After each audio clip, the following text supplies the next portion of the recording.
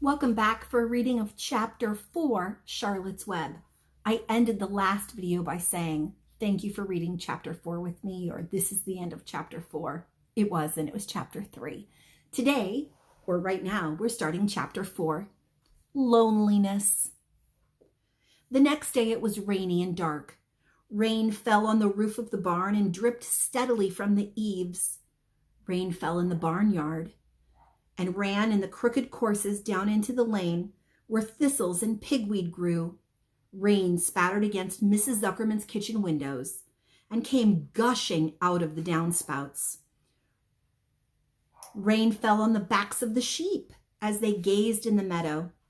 And when the sheep tired of standing in the rain, they walked slowly up and down the lane and into the fold. Rain upset Wilbur's plans. Wilbur had planned to go out this day and dig a new hole in his yard. He had other plans too. His plans for the day went something like this. Breakfast at 6:30. Skim milk, crust, middlings, bits of donut, wheat cakes with drops of maple syrup sticking to them, potato skins, leftover custard pudding with raisins, and bits of shredded wheat. Breakfast would be finished at 7. From 7 to 8, Wilbur planned to have a talk with Templeton, the rat that lived under his trough. Talking with Templeton was not the most interesting occupation in the world, but it was better than nothing. From 8 to 9, Wilbur planned to take a nap outdoors in the sun. From 9 to 11, he planned to dig a hole or a trench and possibly find something good to eat in the dirt. From 11 to 12, he planned to stand around and watch flies on the boards, watch bees in the clover, and watch swallows in the air. 12 o'clock, lunchtime. Middlings, warm water, apple parings, meat gravy, carrot scrapings, meat scraps, stale hominy, and the wrapper off of an old package of cheese. Lunch would be over at 1. From 1 to 2, Wilbur planned to sleep. From 2 to 3, he planned to scratch itchy places by rubbing up against the fence. From 3 to 4, he planned to stand perfectly still and think about what it was like to be alive and to wait for Fern. At 4 would come supper. Skim milk, provender, leftover sandwich from Lurvy's lunchbox, prune skins, morsels of this, a little bit of that, fried potatoes, marmalade drippings, a little more of this, a little more of that, a piece of baked apple, and a scrap of upside-down cake.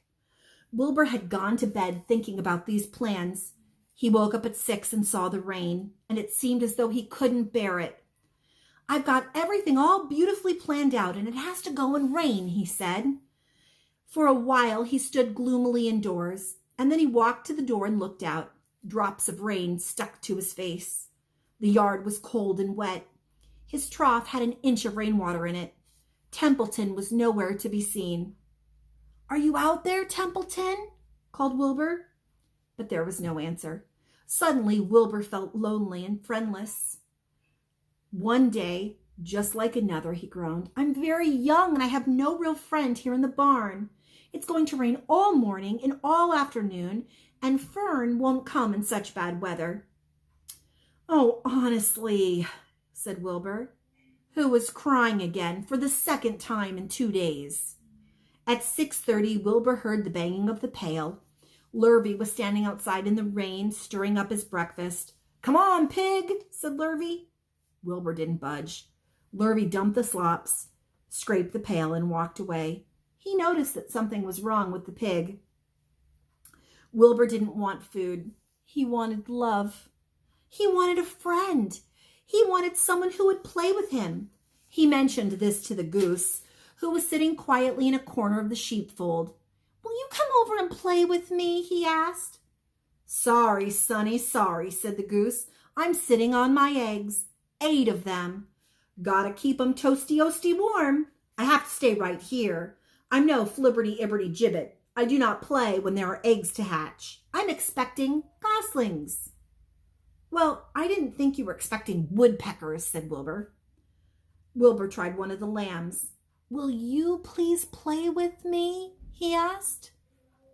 "Certainly not," said the lamb. "In the first place, I cannot. get into your pen. I am not old enough to jump over the fence.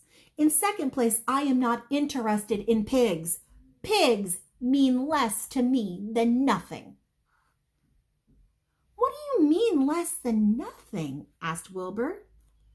"I don't think there is such a thing as less than nothing. Nothing is absolutely the limit of nothingness. It's the lowest you can go. It's the end of the line. How can something be less than nothing? If there were something that was less than nothing, then nothing would not be nothing. It would be something, even though it's just a very little bit of something. But if nothing is nothing, then nothing has nothing less than what it is." "Oh, be quiet," said the lamb. "Go play by yourself. I don't play with pigs." Sadly, Wilbur laid down and listened to the rain. Soon he saw the rat climbing down the slanting board that he used as a stairway. "Will you play with me, Templeton?" asked Wilbur. "Play?" said Templeton, twirling his whiskers. "Play? I hardly know the meaning of the word." "Well," said Wilbur, "it means to have fun, to frolic, to run and skip and make merry." "I never do those things if I can avoid them," said Templeton. "I prefer to spend my time eating, gnawing, spying, and hiding. I'm a glutton, but not a merrymaker. Right now I'm on my way to your trough to eat your breakfast since you haven't touched it." And Templeton the rat crept stealthily along the wall and disappeared into a private tunnel that he had dug between the door and the trough into Wilbur's yard. Templeton was a crafty rat, and he had things pretty much his own way. The tunnel was an example of his skill and cunning. The tunnel enabled him to get from the barn to his hiding place under the pig trough without coming out into the pen.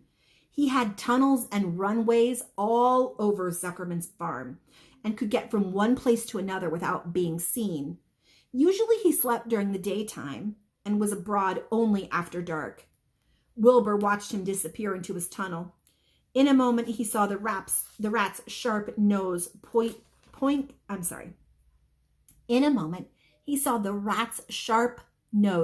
poke out from underneath the wooden trough. Cautiously, Templeton pulled himself up over the edge of the trough.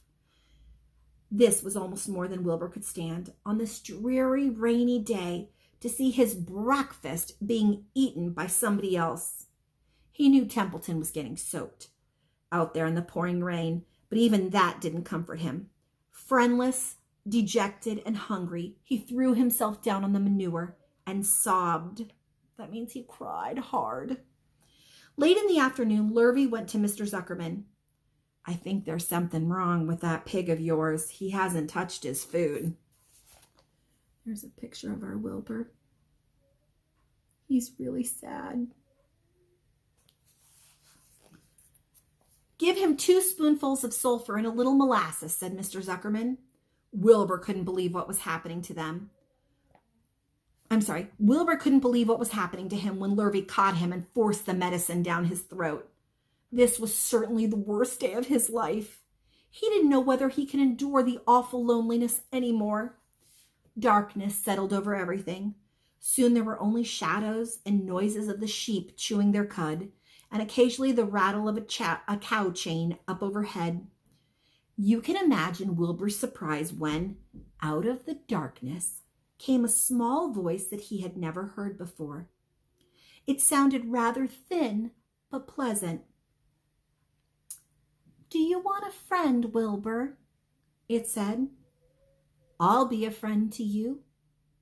I've watched you all day, and I like you." But I can't see you," said Wilbur. "Where are you, and who are you?" "I'm right up here," said the voice. "Go to sleep, and you will see me in the morning." That, my friends, is the end of chapter 4.